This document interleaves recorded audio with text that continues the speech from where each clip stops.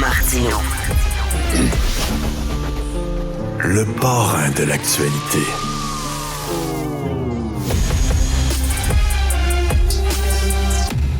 Alors, il y a un homme qui était sous l'effet des champignons magiques qui a poignardé un quinquagénaire 28 fois. Il l'a poignardé à 28 reprises parce qu'il croyait que c'était un loup-garou. Il a échappé à une peine pour adulte parce qu'il avait 17 ans. Et finalement, on dit, ben là, t'as 17 ans, t'es jeune, t'étais sous l'effet de la drogue, des champignons magiques, donc tu ne seras pas jugé comme un adulte. On va en parler avec le sénateur Pierre-Hugues Boisvenu, que vous connaissez bien, sénateur conservateur et un homme engagé dans la cause des droits des victimes. Bonjour, Pierre-Hugues. Bonjour, M. Martineau. Bon matin à tous ceux qui sont avec nous. Bonjour. Il y a deux choses là-dedans. Un, il était ses champignons magiques, puis deux, il avait 17 ans. Premièrement, prenons le volet champignons magiques. Il n'avait pas toute sa tête. Il était drogué. Il ne savait pas ce qu'il faisait. Est-ce qu'on peut plaider ça? Parce que moi, il me semble qu'on ne peut plus plaider, là, j'ai battu ma femme parce que j'étais sous.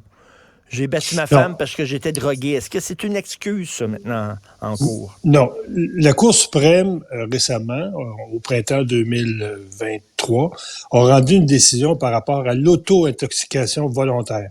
Et dans ce cas-là, la Cour suprême, ce qu'elle a dit dans son jugement, vous ne pouvez pas invoquer ce plaidoyer si, de façon générale, les gens qui prendraient la même substance ne commettraient pas de tels actes.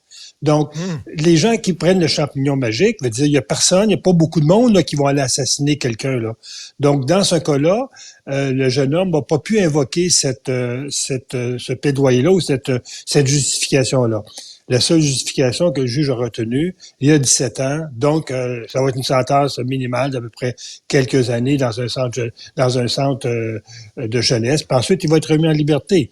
Et ça, moi, je le déplore parce que si vous vous souvenez, M. Martineau, en 2012, à la demande des familles de victimes, à la demande des victimes, le gouvernement conservateur avait modifié le code criminel pour faire en sorte que, au Québec notamment, les 16-17 ans, qu'il y ait un renversement de la preuve qui appartient à la défense. Donc, c'est à la défense à faire la preuve que le jeune homme ne devrait pas être accusé devant un tribunal pour adultes. Et une des premières lois que Justin Trudeau a fait tomber, c'est cette loi-là, a dit non. Dorénavant, le jeune bénéficie de ce droit-là. Et ça sera la couronne à faire la preuve que le jeune homme doit être jugé dans un tribunal pour adultes. Donc, c'est une des conséquences du gouvernement libéral qui, depuis 8 ans, on le sait, a fait en sorte que le code criminel a été charcuté. Pensons seulement qu'au C5, qui a été d'ailleurs appuyé par le Bloc québécois, où on retourne dorénavant des gens qui agressent sexuellement des femmes ou qui battent des femmes. On les retourne maintenant chez eux. Donc, c'est déplorable. Concernant les champignons magiques, effectivement, c'est pas tout le monde qui tue. J'en ai pris une fois des champignons magiques. J'ai tué personne. J'ai pas vu des loups-garous. J'ai rien crié pendant une demi-heure. C'est tout. Écoutez, autre chose. Là, il avait 17 ans. Là, d'un côté, je me dis, il est mineur. À 17 ans, il est mineur. Pourquoi on le jugerait comme un adulte? De l'autre côté, à 17 ans, on n'est pas un enfant. Pierre-Hugues Boisvenu. Exactement. C'est ce qu'on appelle un mineur mature. Le Québec considère un mineur mature les 16-17 ans. Dans les provinces anglophones, c'est en haut de 14 ans. Donc, la loi qui avait été adoptée en 2012 s'appliquait au Québec à ceux qui ont 16-17 ans.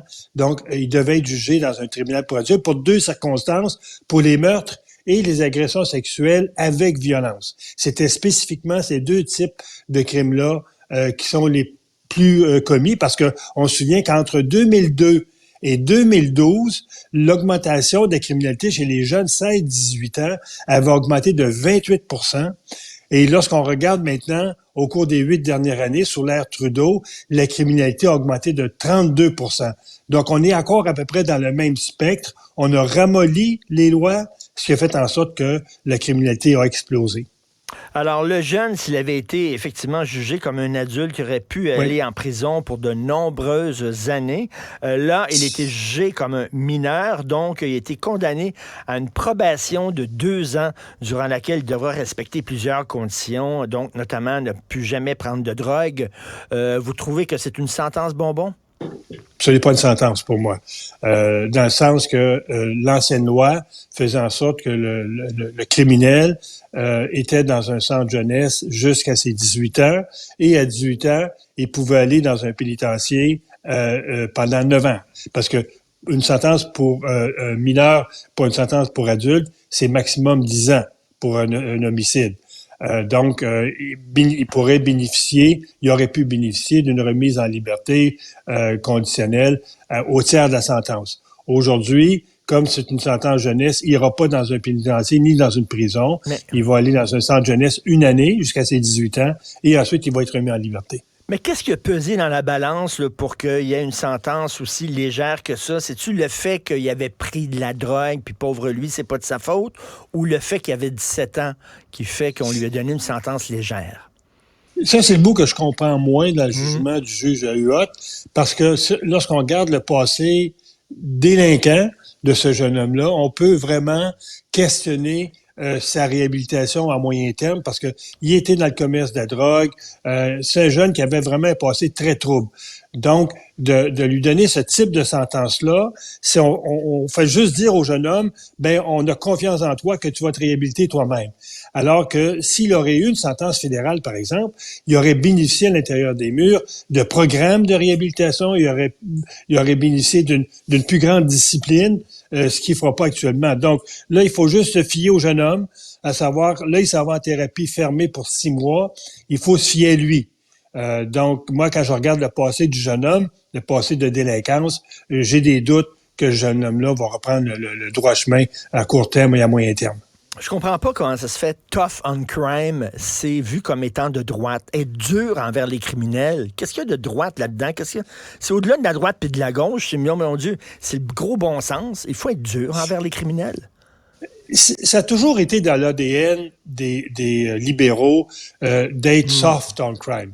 Pensez, entre autres, à la mise en place des libérations au 1/6. Ce sont les libéraux qui l'ont fait. Depuis les 8 dernières années, tous les projets de loi adoptés par le gouvernement libéral, ça a été de ramollir aussi bien la période d'incarcération. Pensez à la loi C-77 qui a été adoptée, qui fait en sorte qu'un criminel qui est à l'intérieur des murs, qui commet un crime, il faut que la sentence qu'on lui donne soit la moins contraignante possible sur ses libertés à l'intérieur des murs. Pensez également à la cellule. Maintenant, la cellule, dans un pénitencier, c'est considéré comme un lieu privé.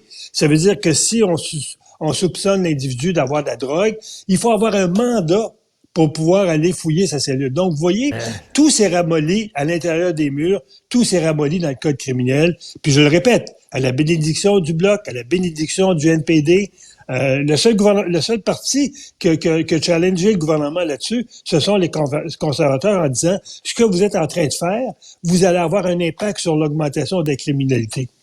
Et c'est ce qui est arrivé. Ben, malheureusement. Merci beaucoup, Pierre-Hugues Boisvenu. Toujours intéressant de vous parler. Merci, bonne journée. Bonne journée à vous et bonne journée aux